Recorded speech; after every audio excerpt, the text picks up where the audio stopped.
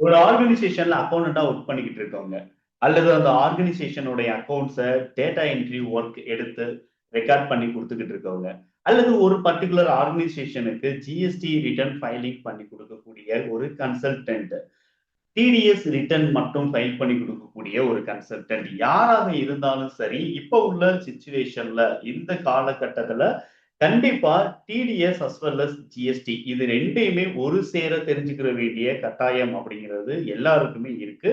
எதுக்காக அப்படின்னு பார்த்தோம்னா, அதிகமான பிசினஸ் டிரான்சாக்ஷன்ல TDS as well as GST ரெண்டுமே கலந்து இருக்கிறத நம்ம வந்து பார்க்க முடியும். இதுல ஏதாவது ஒரு நாலேஜ் நமக்கு இல்ல அப்படிங்கிற பட்சத்துல கண்டிப்பா அந்த பர்ட்டிகுலர் ஒர்க்கை நம்ம ப்ராப்பரா நம்ம ஃபைல் பண்ணி கொடுக்க முடியாத சுச்சுவேஷன் அப்படிங்கிறது வரலாம். டிடிஎஸ்ல நம்ம ஏதாவது தவறு பண்ணிட்டோம் அப்படின்னா பெனால்டி அப்படிங்கிறது அந்த பிசினஸ் பே பண்ண வேண்டியது இருக்கும். ஜிஎஸ்டில நம்ம ஏதாவது தவறு பண்ணிட்டோம் அப்படின்னா நாம அவைல் பண்ண வேண்டிய ஐடிசில ஏதாவது ப்ராப்ளம் அப்படிங்கிறது வர வாய்ப்புகள் இருக்கு. ஸோ இந்த மாதிரியான நாலேஜஸை பேஸ் பண்ணி நம்ம வந்து ஒவ்வொரு செஷன்ஸா நம்ம வந்து பார்த்துக்கிட்டு இருக்கோம். இதுல 2வது செஷன் தான் நாம இப்ப டிஸ்கஸ் பண்ண போற TDS and GST on director fees அப்படிங்கிறத பத்தி நம்ம வந்து பார்க்க போறோம். இந்த செஷன்ல டைரக்டர்ஸுக்கு பேமெண்ட் பண்ணக்கூடிய ஒரு கம்பெனி கண்டிப்பா ஒரு பிரைவேட் லிமிடெட் கம்பெனியா தான் இருக்கும் அப்படிங்கிறத நீங்க மைண்ட்ல வச்சுட்டு இந்த செஷன்ல நான் வந்து சொல்ல போற ஒவ்வொரு இன்ஃபர்மேஷனையும் நீங்க அப்சர்வ் பண்ணிக்கிறீங்க. ஓகே, ஒரு பிரைவேட் லிமிடெட் கம்பெனில தான் டைரக்டர் அப்படிங்கிற ஒரு பர்சன் அப்படிங்கிறது இருப்பாங்க. அவங்களுக்கு பிசினஸ் கொடுக்கக்கூடிய ஒரு சில பேமெண்ட்ஸ், அந்த பேமெண்ட்ஸ்ல எதெல்லாம் ஜிஎஸ்டி அண்ட் டிடிஎஸ் கவர் ஆக போகுது அப்படிங்கிறத பத்தி நம்ம டீட்டெயிலா நம்ம வந்து பார்க்க போறோம். Section 9 subsection 3 of CGST act 2017 அதுல இருக்கக்கூடிய ப்ரொவிஷன்ஸை நீங்க கொஞ்சம் பார்த்துக்கிறீங்க. அதே மாதிரி நோட்டிபிகேஷன் 13/2017 வந்திருக்கக்கூடிய ஒரு சில இன்ஃபர்மேஷன் நீங்க பாருங்க. ஸோ இது ரெண்டுமே பேஸ் பண்ண, அதாவது ரெண்டோடைய சாராம்சத்தை பேஸ் பண்ணி தான் இந்த இன்ஃபர்மேஷன்ஸ் அப்படிங்கிறத நம்ம டிஸ்கஸ் பண்ண போறோம். இப்போ இந்த பர்டிகுலர் டைரக்டர் ஃபீஸை பத்தி நம்ம டிஸ்கஸ் பண்றதுக்கு முன்னாடி ரிவர்ஸ் சார்ஜ் அப்படின்னா என்ன அப்படிங்கிறத பத்தி நம்ம நல்லா தெரிஞ்சுக்கணும். ஸோ ரிவர்ஸ் சார்ஜ் அப்படிங்கிறது என்ன அப்படின்னு சொல்லிட்டு பாத்தீங்க அப்படின்னா, பொதுவா ஜிஎஸ்டில யாரு செல்லரோ அவங்க தான் பையர்கிட்ட இருந்து டாக்ஸை கலெக்ட் பண்ணி கவர்மெண்ட்டுக்கு பே பண்ணணும். ஆனா ரிவர்ஸ் சார்ஜ் அப்படிங்கிறது அந்த மாதிரி கிடையாது. யாரு பையரோ அவங்க அவங்களுடைய டாக்ஸை அவங்களே கால்குலேட் பண்ணி கவர்மெண்ட்டுக்கு பே பண்றதுதான் இந்த பர்ட்டிகுலர் ரிவர்ஸ் சார்ஜ் அப்ப நம்ம வந்து பாக்குறோம். இந்த ரிவர்ஸ் சார்ஜ் அப்படிங்கிறது நம்மளுடைய டாக்ஸை நாமளே கால்குலேட் பண்ணி நாமளே போய் கவர்மெண்ட்டுக்கு பே பண்றதுக்கான ஒரு மெக்கானிசம் அப்படிங்கிறது தான் இது. இட்ஸ் லைக் டைரக்ட் டாக்ஸ் அப்படின்னு கூட நம்ம எடுத்துக்க முடியும். அதாவது டைரக்ட் டாக்ஸ் மாதிரி இருக்கக்கூடிய ஒரு இன்டைரக்ட் டாக்ஸ் சிஸ்டம் அப்படின்னு நம்ம வந்து எடுத்துக்க முடியும். ஸோ இப்ப ஆர்சிஎம் அப்படிங்கிறது இதுதான். ஓகேங்களா? ஸோ நம்மளுடைய டாக்ஸை நாமளே கால்குலேட் பண்ணி கவர்மெண்ட்டுக்கு நம்ம பே பண்ண போறோம். இதே மெத்தட் தான் நம்ம டைரக்டர்ஸ்க்கு பேமெண்ட் பண்ணக்கூடிய ஒரு சில பேமெண்ட்ஸுக்கு நாம இதே மெத்தடை அப்ளை பண்ண போறோம். எல்லா பேமெண்ட்ஸுக்கும் அப்ப அப்ளை பண்ண போறது கிடையாதா? ஏதாவது ஒரு சில பேமெண்ட்டுக்கு தான் அப்ளை பண்ண போறோமான்னு கேட்டா, ஆமா அப்படிதான். ஒரு சில பேமெண்ட்டுக்கு மட்டும்தான் நாம அப்ளை பண்ண போறோம். எல்லா பேமெண்ட்டுக்கும் இந்த ஆர்சிஎம் அப்ளை பண்ண போறது கிடையாது. இத பத்தி நம்ம டீட்டெயிலா நம்ம தெரிஞ்சுக்கிறதுக்கு முன்னாடி முதல்ல ஒரு நோட்டிபிகேஷன்ல சொல்லப்பட்ட இன்ஃபர்மேஷனை பத்தி நான் சொல்லிடுறேன். Services supplied by a director of a company to the said company.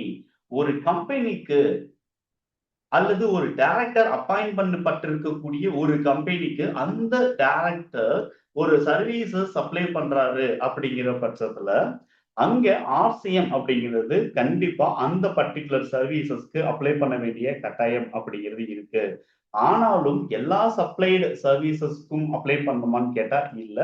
அந்த பர்டிகுலர் டைரக்டர், நான் ஒரு டைரக்டர் அப்படிங்கிற அந்த ஸ்டேட்டஸ்ல இருந்து கொடுக்கக்கூடிய சர்வீசஸ், அவர் ஒரு டைரக்டரா இருந்து ஒரு சர்வீசஸ் கொடுக்குறாரு அப்படிங்கிற பட்சத்துல அங்கேதான் இந்த ஆர்சிஎம் அப்படிங்கிறது அப்ளிகபிள் ஆகும். ஆனால் டைரக்டர் அப்படிங்கிற அந்த தகுதியை தாண்டி அவர் ஒரு தேர்ட் பர்சன் மாதிரியான ஒரு ஸ்டேட்டஸ்ல இருந்து ஒரு சர்வீசஸ் கொடுக்குறாரு அப்படிங்கிற பட்சத்துல இந்த பர்டிகுலர் நோட்டிபிகேஷனும் இந்த ஆர்சிஎம்கான ரூலும் இங்கே அப்ளிகபிள் ஆகாது. உதாரணத்துக்கு ஒரு டைரக்டர் அவருடைய சொந்த பில்டிங்க அவரு ஒர்க் பண்ணக்கூடிய அந்த பர்டிகுலர் அது ஒர்க் பண்ணக்கூடிய அது அவருடைய பிசினஸ் ஓகேங்களா. அந்த டைரக்டரா இருக்கக்கூடிய பிசினஸ்க்கு வாடகைக்கு குடுக்குறாரு அப்படிங்கிற பட்சத்துல, அந்த வாடகை வருமானம் பிசினஸ்க்கு டைரக்டருக்காக குடுக்கக்கூடிய ஒரு ரெமுனரேஷன் அப்படிங்கிறது கிடையாது. அது செப்பரேட்டா நம்ம வந்து என்ன பண்றோம் அப்படின்னா, அந்த பிசினஸ் உடைய பில்டிங்க்கு குடுக்கக்கூடிய ரென்ட்டா தான் கன்சிடர் பண்ணணும். அப்ப அந்த ரென்டல் எக்ஸ்பென்சஸ்க்கு என்ன மாதிரியான ஆர்சிஎம் அப்ளிகபிள் ஆகுதோ, அந்த ரூல் தான் வந்து என்ன பண்ணப்படும் அப்படின்னா, இங்க அப்ளிகபிள் ஆகும். அதாவது டைரக்டர் வேற ஒரு ஸ்டேட்டஸ்ல இருந்து சர்வீசஸ் புரொவைட் பண்றாரு அப்படிங்கிற பட்சத்துல, இப்ப நாம டிஸ்கஸ் பண்ணிக்கிட்டு இருக்கக்கூடிய இந்த ரூல் அப்படிங்கிறது அப்ளிகபிள் ஆகாது அப்படிங்கிறத நீங்க நல்லா தெரிஞ்சுக்கிறீங்க. அதே மாதிரி டைரக்டர் அவருடைய அந்த பொசிஷனுக்காக வாங்குற ரெவன்யூஸ் தான் வந்து என்ன அப்படின்னு சொல்லிட்டு பாத்தீங்கன்னா, இப்ப நம்ம டிஸ்கஸ் பண்ணிட்டு இருக்கக்கூடிய இந்த ஆர்சிஎம்ல கவர் ஆகும்.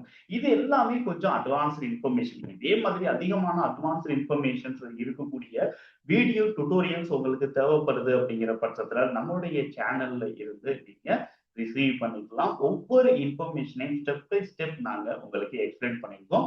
அட்வான்ஸ்டு ஜிஎஸ்டி நாலேஜ் உங்களுக்கு வேணும் அப்படிங்கிற பட்சத்துல மோர் தென் 40 செஷன்ஸ் இருக்கக்கூடிய டுட்டோரியல்ஸ் பேக்கேஜ் உங்களுக்கு 1499க்கு உங்களுக்கு கிடைக்குது. அதே மாதிரி டிடிஎஸ் நீங்க அட்வான்ஸ் லெவல் லேர்ன் பண்ண போறீங்க.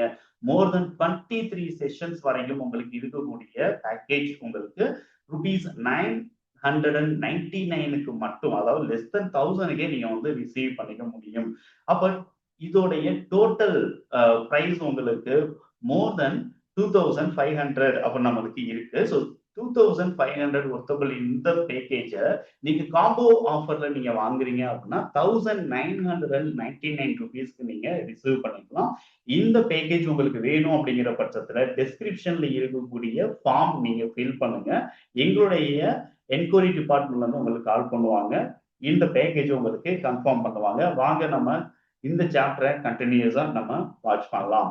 ஓகே, இப்போ டைரக்டர்ஸ் கொடுக்கக்கூடிய ரெமுனரேஷன் அப்படின்னு பார்க்கும்போது இங்க சர்க்குலர் 140/10/2020 அப்படிங்கிற மெயினான ஒரு சர்க்குலர் அப்படிங்கிறத பத்தி நம்ம தெரிஞ்சுக்க வேண்டியது இருக்கு. ஸோ இந்த சர்க்குலர் என்ன அப்படின்னு சொல்லிட்டு பாத்தீங்கன்னா, மெகாலயா ஸ்டேட்ல கொடுக்கப்பட்ட ஒரு சர்க்குலர் தான் இது. ஓகேங்களா. அந்த சர்க்குலர்ல கொஞ்சம் டீட்டெயிலா என்ன பண்ணப்பட்டிருக்கு அப்படின்னா, இந்த கேஸ் ரிலேட்டடா, அதாவது நம்ம டிஸ்கஸ் பண்ணிட்டு இருக்கக்கூடிய இந்த டாபிக் ரிலேட்டடா ஒரு சில இன்ஃபர்மேஷன்ஸ் அப்படிங்கிறது கொடுத்துருக்காங்க. என்னன்னா ஒரு 3 different information. Number 1 independent directors. அதாவது ஒரு பர்டிகுலர் டைரக்டர் அவரு அந்த ஆர்கனைசேஷன்ல ஊழியர் அப்படிங்கிறது இல்ல. அதாவது அவர் ஒரு எம்ப்ளாயி அப்படிங்கிறது கிடையாது. அப்படி எம்ப்ளாயா இல்லாத பட்சத்துல அவரு ஒரு அந்த பர்டிகுலர் ஆர்கனைசேஷன்ல இருந்து ரெவன்யூ ஏதாவது ஒரு அமௌண்ட் வாங்கிக்கிறாரு அப்படிங்கிற பட்சத்துல அங்கே ஆர்சிஎம் அப்படிங்கிறது அப்ளிகபிள் ஆகும். ஆனாலும் ஒரு பர்டிகுலர் டைரக்டர் அதே ஆர்கனைசேஷன்ல ஒரு எம்ப்ளாயியா ரிஜிஸ்டர் ஆயிருக்காரு அப்படிங்கிற பட்சத்துல அந்த பிசினஸ் தென் அந்த டைரக்டர் எம்ப்ளாயி ரிலேஷன்ஷிப்ல இருக்காரு அப்படிங்கிற பட்சத்துல ஒரு சேலரியா கொடுக்குறாங்க அப்படிங்கிற பட்சத்துல இந்த இடத்துல வந்து உங்களுக்கு ஆர்சிஎம் அப்படிங்கிறது அப்ளிகபிள் ஆகாது. சோ இங்க சேலரிங்கிற பேசிஸ்ல கொடுத்தால் அந்த இடத்துல ஆர்சிஎம் அப்படிங்கிறது அப்ளிகபிள் ஆகாது. அதை தாண்டி ஒரு ஓனருக்கு, அதாவது டைரக்டர் கொடுக்கக்கூடிய ரெமுனரேஷன் அல்லது எனி அதர் சார்ஜஸ் ஆக இருந்தால் மட்டுமே இந்த ஜிஎஸ்டி அப்படிங்கிறது ஆர்சிஎம் பேசிஸ்ல அப்ளிகபிள் ஆகும். அப்ப ரெண்டாவது, அதாவது பாயிண்ட் பி நீங்க பாத்தீங்கன்னா, எம்ப்ளாயர் ரிலேஷன்ஷிப் இருந்தால் அது சேலரி போர்ஷனாக கன்சிடர் பண்ணப்படும். அந்த சேலரிக்கு டிடிஎஸ் செக்ஷன் 192 அப்ளிகபிள் ஆக இருந்தால் இந்த ஜிஎஸ்டி பொருந்தாது. இது ஷெட்யூல் 3 படி ஆட்டோமேட்டிக்கா எக்ஸம்ப்ட் அப்படிங்கிற கான்செப்ட்ல வந்துடும். அப்போ பாயிண்ட் ஏல சொல்லப்பட்டிருக்கிறது தான் வந்து என்ன அப்படின்னு சொல்லிட்டு பாத்தீங்கன்னா, சேலரி பேசிஸ்ல இல்லாம அதர் பேமெண்டா ரிசீவ் பண்றாருங்கிற பட்சத்துல இந்த ஆர்சிஎம் ரூல் வந்து பொருத்தும். சேலரியா செக்ஷன் 192 அப்ளிகபிள் ஆகுதுன்னா பொருந்தாது.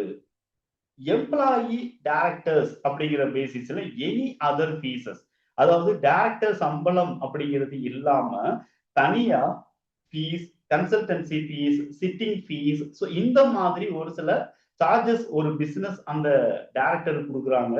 அதுக்கு டிடிஎஸ் செக்ஷன் 194 ஜே அப்ளிகபிள் ஆகுது அப்படிங்கிற பட்சத்துல ஜிஎஸ்டி அப்படிங்கிறது இங்க இருக்கும்.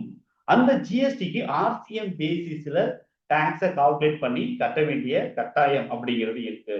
இப்போ உங்களுக்கு இந்த பாயிண்ட்ல சேலரி அப்படிங்கிற ஒரு செக்ஷன் அங்க அப்ளிகபிள் ஆனால் மட்டும்தான் அந்த ரிவர்ஸ் சார்ஜ் அப்படிங்கிற கான்செப்ட் இங்க இருக்காது. அதை தவிர மற்ற எல்லா பேமெண்ட்டுக்குமே இந்த ஆர்சிஎம் பேசிஸ்ல ஜிஎஸ்டி அந்த பிசினஸே கால்குலேட் பண்ணி கட்டணும் அப்படிங்கிறத நீங்க தெரிஞ்சுக்கிடுங்க.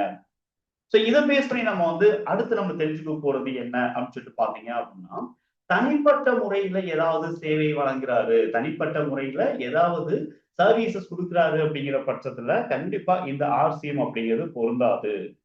ஸோ ஒரு டைரக்டர் அப்படிங்கிற அந்த பொசிஷனை தாண்டி வேற ஏதாவது ஒரு தேர்ட் பர்சன் மாதிரியான ஒரு சர்வீசஸ் கொடுக்குறாரு. இப்ப எக்ஸாம்பிள் நம்ம என்ன பண்றோம்னா, அவருடைய பில்டிங்கை அந்த நிறுவனத்துக்கு வாடகைக்கு கொடுக்குறாரு அப்படிங்கிற பட்சத்துல ரெண்டல் பேமெண்ட்டுக்கு என்ன மாதிரியான ரூல்ஸ் ஜிஎஸ்டில இருக்கோ அந்த ரூல் தான் அந்த இடத்துல அப்ளிகபிள் ஆகுமே தவிர இந்த டைரக்டர்ஸ் ரெமுனரேஷனுக்கான ஆர்சிஎம் அப்படிங்கிறது அங்க அப்ளிகபிள் ஆகாது அப்படிங்கிறத நீங்க தெரிஞ்சுக்கிறீங்க. அட் த சேம் டைம்ஸ் நம்ம தெரிஞ்சுக்கூடியது என்ன அப்படின்னு சொல்லிட்டு பாத்தீங்க அப்படின்னா, கம்பெனிஸ் ஆக்ட் 2013 செக்ஷன் 197 இதை பத்தி நம்ம ஃபைனலா தெரிஞ்சுக்கலாம். ஸோ இதை பொறுத்த வரைக்கும் என்னன்னு சொல்லிட்டு பாத்தீங்கன்னா, ஓனருக்கு கொடுக்கக்கூடிய சேலரி அல்லது ரெமுனரேஷன் இதோடைய ஃபுல் கம்ப்ளீட் ப்ரொவிஷன்ஸ் என்ன பண்ணப்பட்டிருக்கு அப்படின்னா இந்த செக்ஷன்ல சொல்லப்பட்டிருக்கு. அதை நீங்கள் கொஞ்சம் டீட்டெயிலா நீங்க எடுத்து பார்த்தீங்க அப்படின்னா இன்னும் அதிகமான கிளாரிட்டி அப்படிங்கிறது உங்களுக்கு கிடைக்கும். அதாவது மேனேஜர் ரெமுனரேஷன் நெட் ப்ராஃபிட்ல இருந்து மோர் தென் 11% அப்படிங்கிறது தாண்டக்கூடாது அப்படிங்கிறது ஒரு பேசிக் ரூல். இதை பேஸ் பண்ணி இன்னும் ஒரு சில ப்ரொவிஷன்ஸ் அப்படிங்கிறது கொடுக்கப்பட்டிருக்கு. அதையும் நீங்க ஒன்ஸ் நீங்க என்ன பண்ணிக்கலாம் அப்படின்னா எடுத்து பார்த்துக்கலாம். இப்போ செக்ஷன் 197 சப்செக்ஷன் 4ல ஒரு டைரக்டர் அப்படிங்கிறது வேற ஏதாவது ஒரு டெக்னிக்கல் சர்வீசஸ் அப்படிங்கிறது கொடுக்குறாரு அல்லது அவருடைய வேற ஏதாவது ஒரு ஸ்கில்ல பேஸ் பண்ணி சர்வீசஸ் அப்படிங்கிறது கொடுக்குறாரு அப்படின்னா அதை தனிப்பட்ட ஒரு சர்வீஸாக கன்சிடர் பண்ணலாம். ஆனாலும் அப்படிப்பட்ட அந்த சர்வீஸை பொறுத்த வரைக்கும் நாமினேஷன் கமிட்டியில அப்ரூவ் பண்ணப்பட்ட ஒரு சர்வீசஸா கண்டிப்பாக இருக்கணும். ஓகேவா? ஸோ நாமினேஷன் கமிட்டியில அது ஆல்ரெடி அப்ரூவ் பண்ணப்பட்ட சர்வீசஸ் அதுக்கு தனியா பேமெண்ட் பண்ணக்கூடியதாக இருக்கணும். இது என்ன அப்படின்னா மெயினா நம்ம தெரிஞ்சக்கூடிய பாயிண்ட். அடுத்து அதே இதுல சப்செக்ஷன் 5ல நம்ம பார்த்தோம் அப்படின்னா போர்ட் மீட்டிங்காக ஒரு டைரக்டர் வராரு. வர்றதுக்காக அவருக்கு என்ன பண்றோம் அப்படின்னா சிட்டிங் ஃபீஸ் அல்லது எனி அதர் அமௌண்ட் நம்ம ஏதாவது ரெமுனரேஷன் நம்ம கொடுக்குறோம் அப்படிங்கிற பட்சத்துல அந்த பேமெண்ட்டுக்கு டிடிஎஸ் செக்ஷன் 194J அப்ளிகபிள் ஆகுது. அப்படி ஆனால் கண்டிப்பா அந்த பர்டிகுலர் பேமெண்ட்டும் ஆர்சிஎம்க்கு உட்படும். சப்ஜெக்ட் வித் ஆர்சிஎம் அப்படிங்கிறது தான் இந்த இடத்துல கான்செப்ட். அப்ப ஜென்ரலா நம்ம தெரிஞ்சுக்கூடியது என்ன அப்படின்னா, ஒரு டைரக்டர் அந்த டைரக்டர் எம்ப்ளாயி ரிலேஷன்ஷிப்ல இருந்து ஒரு அமௌண்ட் வாங்கிக்கிறாரு அப்படின்னா அது செக்ஷன் 192 அதாவது இன்கம் டேக்ஸ் செக்ஷன் 192ல சேலரியா கன்சிடர் பண்ணப்படும்.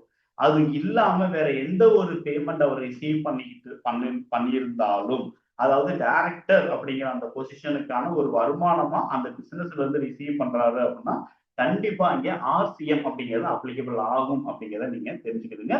இந்த கோர்ஸ் அட்வான்ஸ்டு லெவல் கோர்ஸ் உங்களுக்கு வேணுங்கிற பட்சத்துல மறக்காம டிஸ்கிரிப்ஷன்ல கொடுக்கப்பட்டிருக்க ஆன்லைன் ஃபார்ம் நீங்க ஃபில் பண்ணுங்க. இப்படியே கோர்ஸ் நீங்க ரிசீவ் பண்ணுங்க. இன்னும் உங்களுடைய நாலேஜை இன்க்ரீஸ் பண்ணிக்கோங்க. தேங்க்யூ ஃபார் வாட்சிங்.